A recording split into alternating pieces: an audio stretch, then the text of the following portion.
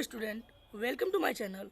आज हम आपके लिए लेकर आए हैं फिजिक्स का new chapter source of energy, जिसे कहते हैं ऊर्जा का स्रोत। आइए हम इसके अंतर्गत पढ़ेंगे कि ऊर्जा क्या होती है और ऊर्जा का स्रोत क्या होता है।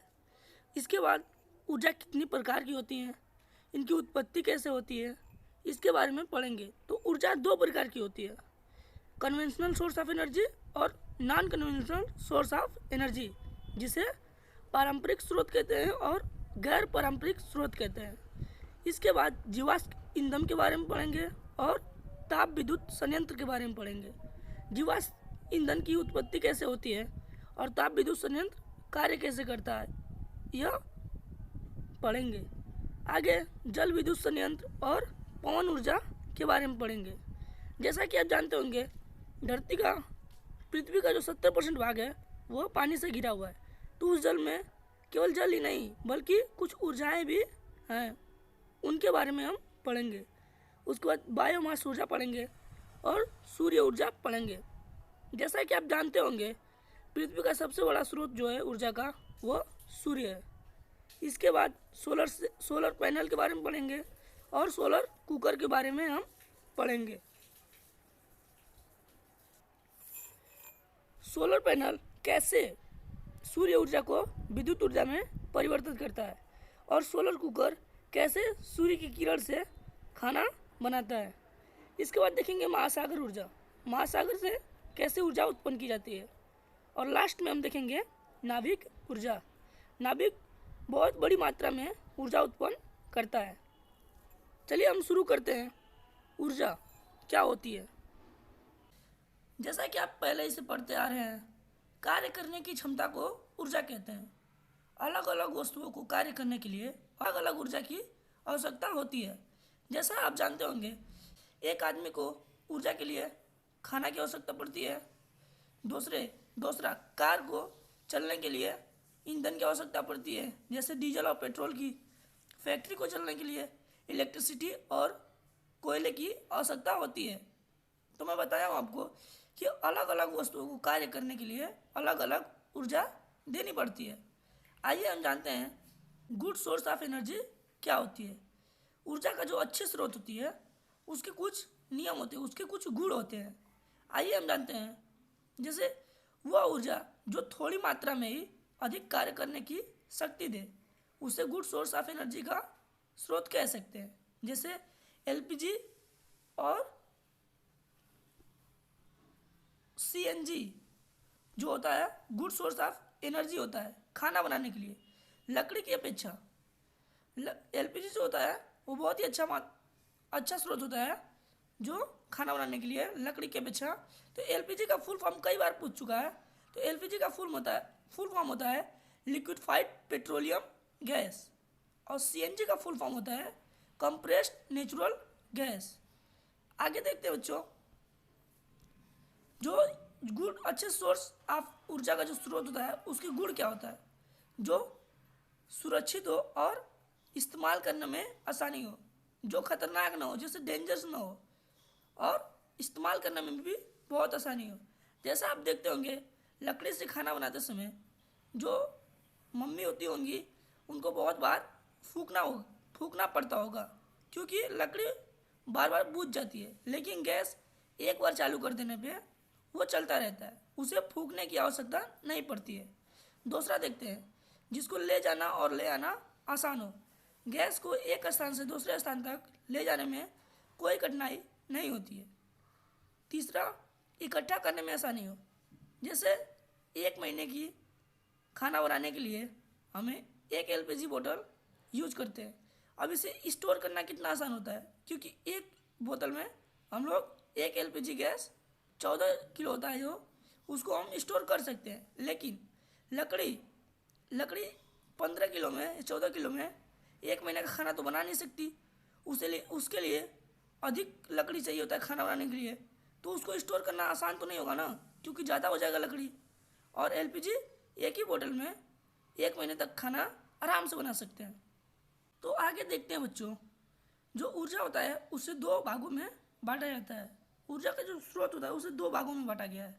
पहला, ऊर्जा का पारंपरिक स्रोत, दूसरा ऊर्जा का गैर पारंपरिक स्रोत। जो ऊर्जा का पारंपरिक स्रोत होता है उसे हम इंग्लिश में कन्वेंशनल सोर्स ऑफ एनर्जी कहते हैं, और जो ऊर्जा का गैर पारंपरिक स्रोत होता है उसे non conventional source of energy कहते हैं। तो हम पारंपरिक से समझते हैं बच्चों, जो पारंपरिक होता है जैसे बहुत ही पूर्वजों से जो हम यूज करते आ रहे हैं या उसे उसे यूज करते हैं उसे पारंपरिक कहते हैं। तो जैसे ऊर्जा है, बहुत सी ऊर्जा ऐसे हैं जिसको हम बहुत पहले से ही यूज करते आ रहे हैं, जैसे कोयला, पेट्रोल, डीजल, ये सब बहुत पहले से यूज करते आ रहे हैं।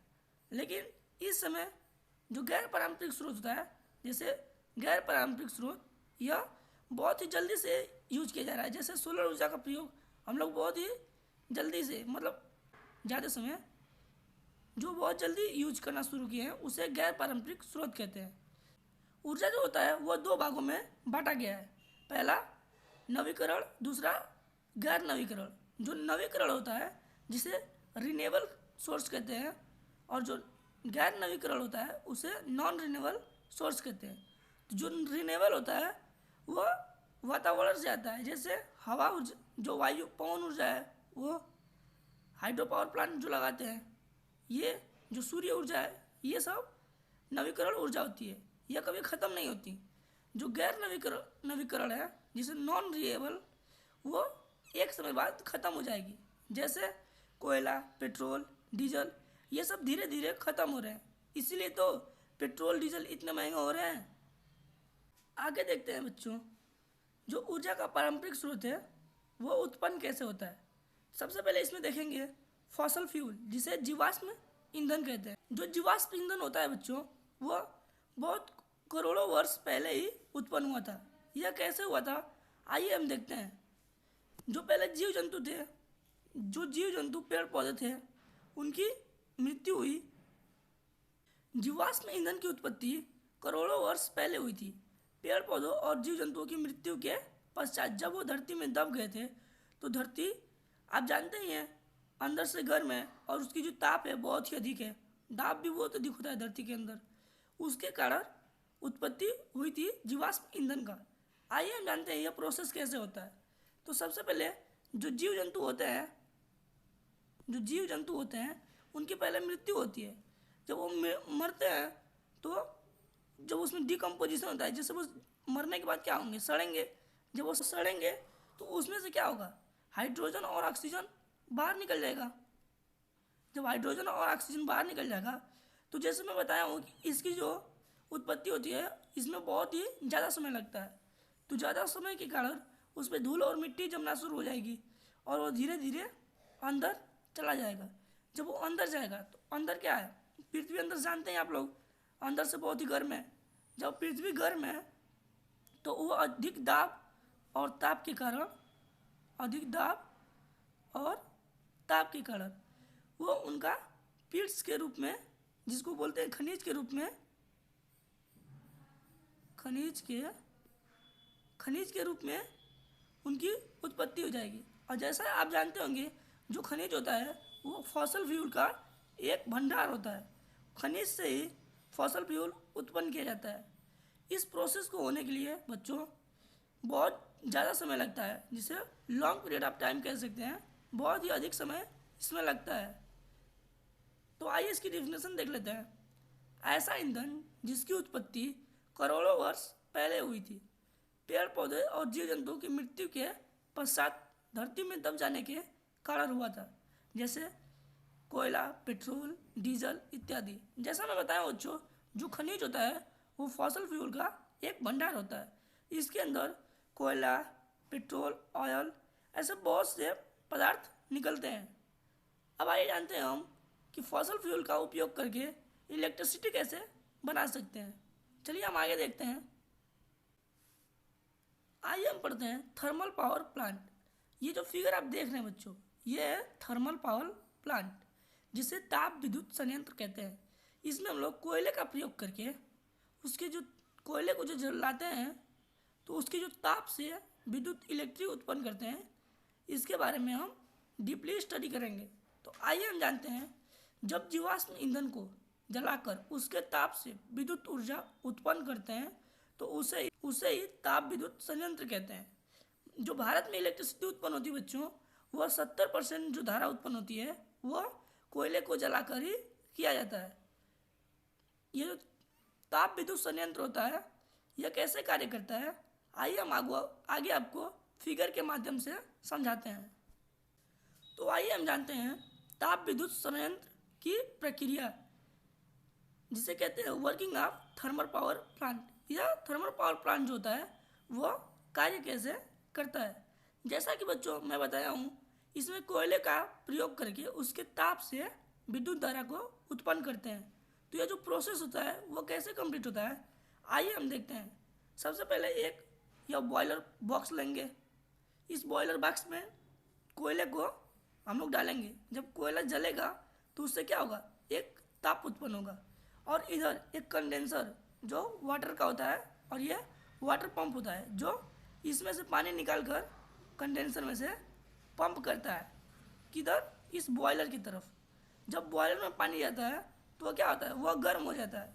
जब पाइप के अंदर होता है तो गर्म के कारण वाष्पित हो जाता है। जब वो वाष्पित होके जाता है तो क्या यहाँ पे एक टरबाइन लगी है, जैसे आप फिगर में देख रहे होंगे। इस टरबाइन को वाष्प के द्वारा घुमाया जाता है। जब यह वाष्प टरबाइन को घुमाता है तो टरबाइन क्या होती है, जनरेटर से ज्वाइन होती है। तो जनरेटर क्या करता है, यांत्रिक ऊर्जा को विद्युत ऊर्जा में परिवर्तन करता है।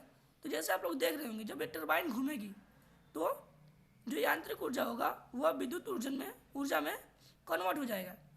अब इस जो ये पानी है वाष्प के रूप में, इसे भी वेस्ट नहीं किया जा सकता।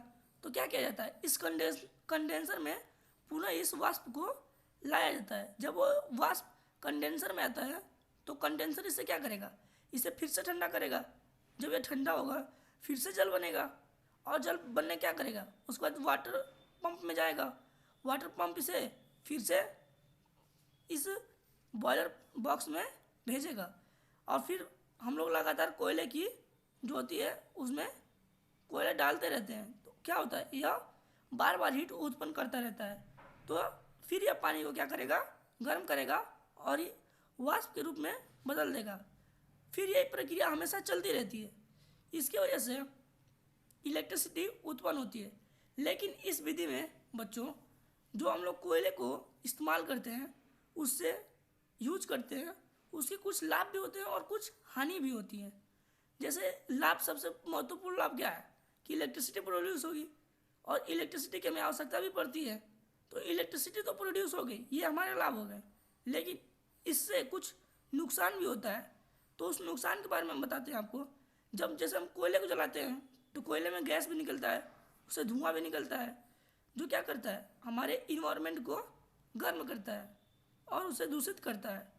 तो आइए हम इसके नुकसान के बारे में बताते हैं। जैसा कि बच्चों मैंने बताया है, जो ताप विद्युत संयंत्र होता है वह कुछ नुकसान भी करता है। तो आइए हम इस नुकसान के बारे में जानते हैं, यह क्या क्या नुकसान करता है। ताप विद्युत संयंत्र बहुत अधिक मात्रा में जीवाश्म ईंधन खर्च करता है। जैसा कि मैं बताया बच्चों, जो कोयला होता है उसे बार बार हम लोग डालते रहते हैं ताकि वो हीट उत्पन्न करता रहे, और पानी के रूप से रूपांतर करके वाष्प में बदल दे। जब तभी तो टरबाइन हम लोग की घूमेगी, जैसा आप लोगों ने फिगर में देखा है। तो इसके अंदर हम बताया है कि जीवाश्म ईंधन का हमेशा खर्च होता रहता है। दूसरा देखते हैं, जीवाश्म ईंधन को जलने के कारण पर्यावरण दूषित होता है। जैसा कि मैं बताया बच्चों, जब कोयला जलता है तो उससे बस ताप ही नहीं उत्पन्न होता है, बल्कि कुछ उसमें धुआं भी उत्पन्न होता है जो इन्वायरमेंट को गर्म करता है और उसे दूषित करता है।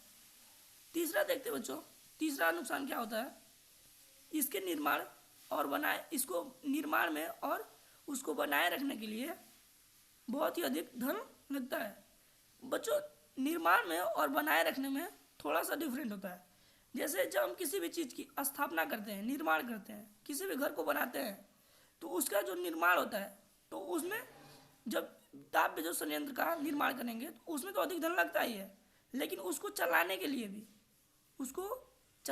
भी अधिक खर्च लगता है। क्योंकि जो हम जीवाश्म ईंधन का उपयोग करते हैं वो एक बार थोड़ी करते हैं, हर लगातार हर डेज करते रहते हैं। और उससे हम लोग भारत में 70% जो धारा होती है कोयले को जलाकर ही करते हैं। तो जो कोयला 70% जलता है वो खर्च होता है, डेली खर्च होता है, एक दिन नहीं, डेली बाई डेली खर्च होता है। तो बनाए रखने के लिए भी अधिक धन लगता है। तीसरा देखते हैं, यह ज़्यादा स्थान घेरता है। जो थर्मल पावर प्लांट होता है बच्चों, ताप विद्युत संयंत्र, वो थोड़े जगह में नहीं होता है, बहुत ही बड़ा एरिया कवर करता है उसे निर्माण के लिए। चलिए हम आगे देखते हैं। आगे हम पढ़ते हैं हाइड्रो पावर प्लांट। आइए बच्चों, हम जानते हैं हाइड्रो पावर प्लांट के बारे में, जिसे जल विद्युत संयंत्र कहते हैं। जैसा आप फिगर में देख रहे होंगे, ये होता है हाइड्रो पावर प्लांट, जो जल की ऊर्जा को विद्युत ऊर्जा में कन्वर्ट करता है। तो जल में ऊर्जा जो होती है वो दो प्रकार की होती है, एक काइनेटिक एनर्जी और एक पोटेंशियल एनर्जी। जो काइनेटिक एनर्जी होती है उसे हम गतिज ऊर्जा कहते हैं, जो पोटेंशियल एनर्जी होती है उसे हम स्थितिज ऊर्जा कहते हैं। ठीक, जो पानी में उसके गति के कारण ऊर्जा उत्पन्न होती है उसे गतिज ऊर्जा, और जो पानी के स्थिरता के कारण उत्पन्न होती है उसे स्थित ऊर्जा कहते हैं। जैसे स्थित ऊर्जा का सूत्र होता है U = mgh। जब वह स्थित होगा तो किसी न किसी ऊंचाई पे स्थित होगा, तो उस ऊंचाई के कारण जो ऊर्जा उत्पन्न होती है उसे स्थित ऊर्जा कहते हैं। और गतिज ऊर्जा आप जानते ही होंगे, 12mv²। तो जब गति करेगा तो उसमें एक वेग उत्पन्न होगा, और जो वेग के कारण ऊर्जा उत्पन्न होगी उसे ही गतिज ऊर्जा कहते हैं। तो आइए हम जानते हैं इसमें गतिज ऊर्जा के कारण कैसे विद्युत ऊर्जा उत्पन्न करते हैं। वह विद्युत संयंत्र जो बहते जल की गतिज ऊर्जा का प्रयोग करके विद्युत धारा उत्पन्न करता है उसे विद्युत जल संयंत्र कहते हैं। इस प्रक्रिया को जल विद्युत संयंत्र कहते हैं और उस धारा को विद्युत धारा कहते हैं। तो आइए आगे हम देखते हैं, इसको फिगर के माध्यम से समझते हैं कि यह कार्य कैसे करता है। आगे हम देखते हैं बच्चों, जल विद्युत संयंत्र कैसे कार्य करता है। तो जो बड़ी बड़ी नदियाँ होती है बच्चों, उसके अंदर सबसे पहले एक डैम का निर्माण किया जाता है। डैम जैसे आप लोग देख रहे होंगे, भारत में सबसे बड़ा डैम कहाँ है? यह उत्तराखंड में है, उत्तराखंड, जिसका नाम क्या है? टिहरी डैम। टिहरी डैम जो भारत में सबसे बड़ा डैम है वह उत्तराखंड में टिहरी डैम है। तो इसमें सबसे पहले जो जल विद्युत संयंत्र है, इसको बनाने के लिए सबसे पहले एक डैम का निर्माण करते हैं। तो डैम क्या करता है? जल को रोकता है। तो यह सबसे पहले जो जल होगा वो काइनेटिक एनर्जी उत्पन्न कर रहा होगा, लेकिन जब डैम के पास आता होगा तो जल क्या होता? स्थिर हो जाता है। जब स्थिर होता है तो उसमें एक पोटेंशियल एनर्जी के रूप में स्थित हो जाता है। तो आगे जो डैम होता है, डैम जैसे आप फिगर में देख रहे होंगे, ऐसे एक पतली लेयर बनाई जाती है। इस पतली लेयर में इस टरबाइन को लगाया जाता है।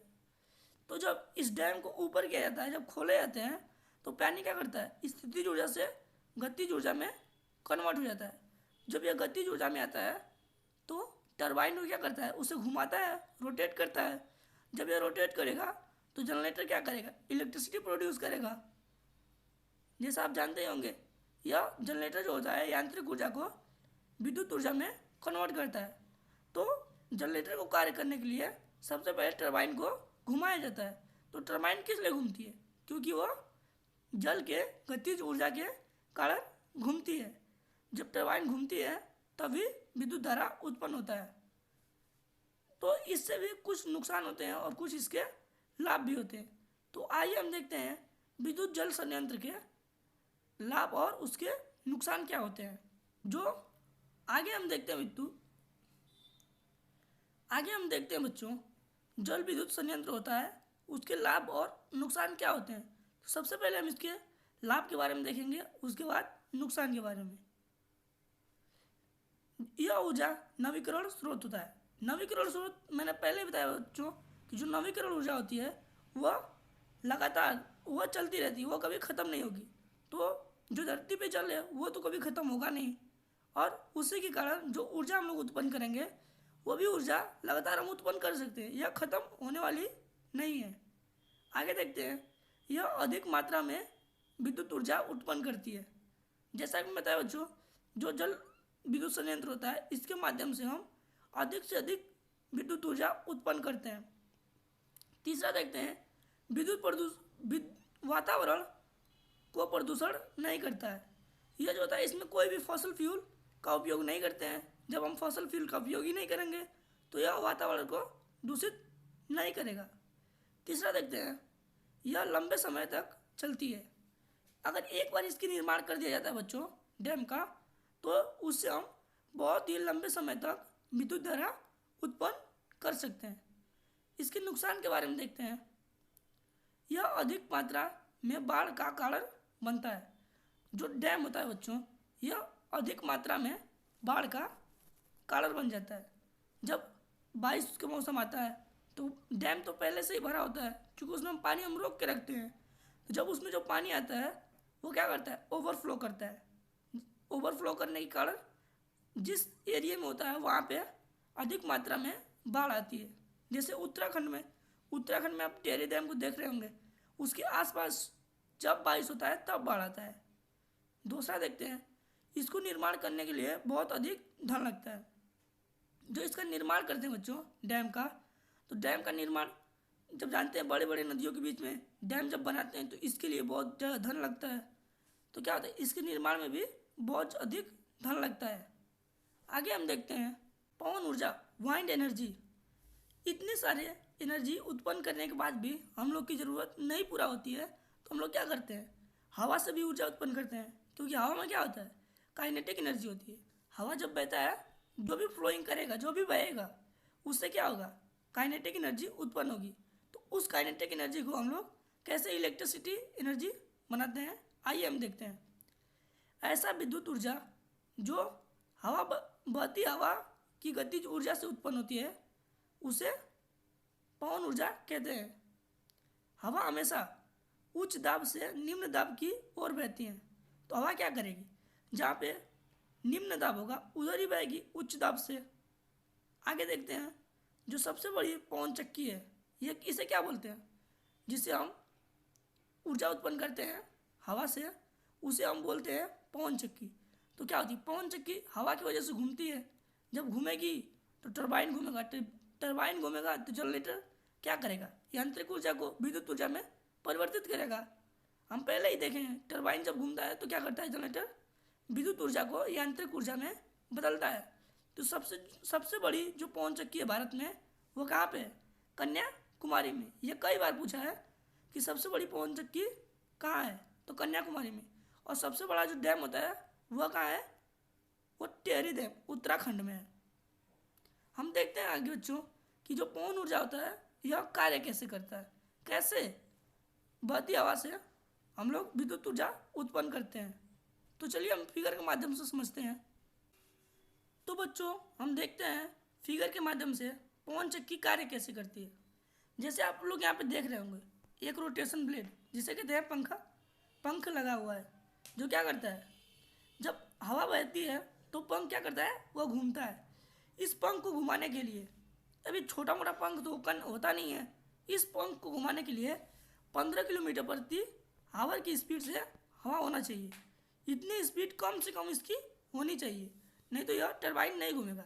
क्योंकि जो ब्लेड होते हैं वो बहुत ही बड़े होते हैं और बहुत ही भारी होते हैं, तभी तो इलेक्ट्रिसिटी अधिक माध्यम में अधिक से अधिक उत्पन्न होगी। देखते हैं बच्चों, जब हवा बहुत तेज़ बहती है तो क्या होता है, टरबाइन घूमता है। जब टरबाइन घूमता है तो जैसे बताया बच्चों, पहले से ही जब हवा बहती है तो टरबाइन घूमता है, और टरबाइन क्या करता है, जनरेटर जो होता है टरबाइन से कनेक्ट होता है।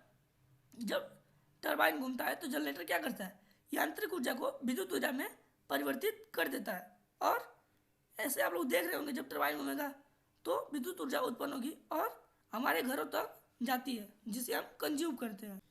तो बच्चों हम देखते हैं जो पवन चक्की होती है उससे हम विद्युत धारा उत्पन्न करते हैं, तो उससे कुछ लाभ भी होता है और कुछ हानियाँ भी होती है, जिसे नुकसान कहते हैं। तो उसमें कुछ लाभ और कुछ नुकसान भी होते हैं। तो आइए हम देखते हैं क्या लाभ होता है और क्या नुकसान होता है। यह जीवाश्म ईंधन का प्रयोग नहीं करता है। तो जैसे बताया बच्चों कि जो पवन चक्की होता है वो क्या करता है, हवा की वजह से घूमता है, और यह हवा की वजह से ही इलेक्ट्रिसिटी प्रोड्यूस करता है। तो इसमें कोई सी प्रकार का जीवाश्म ईंधन नहीं लगता है। दूसरा देखते हैं, पर्यावरण को दूषित नहीं करता है। तो यह किसी भी प्रकार का पर्यावरण दूषित नहीं करता है। तीसरा, यह नवीकरण ऊर्जा होता है। जैसा कि बच्चों मैं बताया हूँ, नवीकरण ऊर्जा यह कभी ख़त्म नहीं होती है। तो हवा हमेशा चलेगी, हमेशा हवा तो ख़त्म होने वाली है नहीं। तो जब हवा हमेशा बहेगी तो उससे हम लोग जो ऊर्जा उत्पन्न करते हैं वो हमेशा कर सकते हैं, यह कभी ख़त्म नहीं होने वाली है। इसके कुछ नुकसान भी होते हैं। आइए हम इसके नुकसान के बारे में पढ़ते हैं। यह ध्वनि यह ध्वनि प्रदूषण को उत्पन्न करती है। जब टरबाइन घूमता है तो टरबाइन बिल्कुल शांत थोड़ी घूमेगा। टरबाइन क्या करता है, एक ध्वनि उत्पन्न करता है और ध्वनि प्रदूषण उत्पन्न करता है। आगे देखते हैं, इसके निर्माण में अधिक धन लगता है। एक टरबाइन से ज़्यादा एनर्जी खत्म ऊर्जा उत्पन्न नहीं कर सकते, इसलिए बहुत ज़्यादा हम लोग टरबाइंस लगाते हैं। और टरबाइंस लगाने क्या होता है, धन खर्च होता है। इसको चलने के लिए 15 किलोमीटर प्रति आवर की स्पीड चाहिए होता है हवा का। इससे अगर कम रहता है तो टरबाइन बहुत धीरे घूमता है, जिससे ऊर्जा भी बहुत कम कंज्यूम होती है। तो यह जो पवन चक्की होता है, इससे जो विद्युत उत्पन्न करते हैं यह किस पे डिपेंड करता है, तो यह हवा पे डिपेंड करता है कि हवा का वेग 15 किलोमीटर प्रति आवर की स्पीड से है या नहीं। अगर अधिक रहा तब तो और अच्छी बात है, अधिक ऊर्जा उत्पन्न होगी। लेकिन अगर इससे कम रहा